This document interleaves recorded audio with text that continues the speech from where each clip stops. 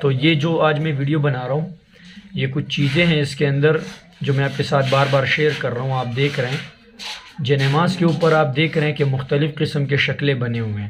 جب ایسے جنمازیں ہم دیکھتے ہیں، ویسے تو سادہ جنماز کا استعمال کرو تو اس میں بندے کا ذہن نہیں جاتا ہے، لیکن زیادہ تر ایسے ہوتا ہے کہ آپ کوئی رنگین جنماز ہو تو آپ یوں کھڑے ہوئے ہوتے ہیں اور آپ کے نظریں جنماز کے اوپر ہوتے ہیں، تو اس میں عجیب و غریب ڈیزائنیں بنے ہوئے ہوتے ہیں، اور کچھ لمحے ایسے آتے ہیں کہ انسان اس کے اندر سوچنے میں مصروف ہو جاتا ہے کہ یہ کیا چیز ہے. اور جب ہم اس طرح مصروف ہوئے تو ہمیں جو نظر آیا وہ ہم آپ کے ساتھ شیئر کر رہے ہیں. آپ دیکھ رہے ہیں اس جنماز کے اوپر مختلف سے ایک شکلیں بنے ہوئے ہیں. تو میرا جتنے بھی نمازی حضرات ہیں، یہاں تک کہ میں کہتا ہوں پورے امت محمدیہ سے یہ ریکویسٹ ہے کہ سادے جنماز کا استعمال کرو. ان ڈیزائنر اچھا یہ ایک چیز آپ کے ساتھ اور رکھتا ہوں کہ یہ ڈیزائن والے جنماز زیادہ تر کون استعمال کرتے ہیں؟ فیمیل، لڑکیاں، عورتیں، گرلز. وہ اس کو پسند کرتی ہے کہ خوبصورت سے خوبصورت جنماز ہو جس پر نماز پڑھی جائے.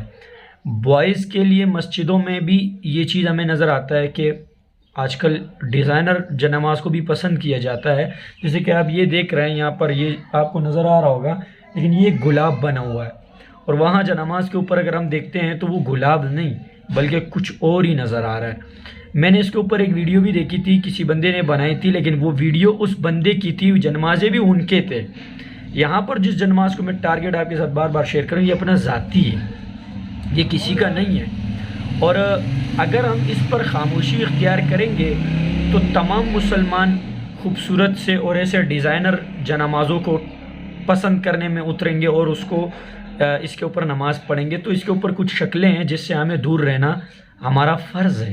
ہم ایک مسلمان قوم ہے، ہمارے ساتھ یہ اچھا نہیں لگتا ہے کہ اگر کوئی بندہ اس پر آپ کو رائے دیتا ہے کہ اس سے پیچھے ہٹو، اور ہم پھر بھی اس کے اوپر عمل نہ کریں اور اس کو ٹارگٹ بناتے ہیں کہ بھائی بس بول دیا، بولنے دو، سب بولتے ہیں. ہم نے تو اپنا بس خوبصورت سے خوبصورت ڈیزائن والے جنماز کو لانا ہے اور اس کے اوپر نماز پڑھنا ہے. پڑھو، لیکن اس کے اوپر غور سے دیکھو کہ کہیں پر کوئی چہرہ تو نہیں بنا ہوا ہے، کوئی شکل تو نہیں بنی ہے. ہم نماز پڑھتے ہیں اور ہم سجدہ کرتے ہیں اللہ کے لیے. اللہ کیسے؟ وہ کسی کے سامنے نہیں جھکیں گے، کسی کے سامنے سجدہ نہیں کریں گے.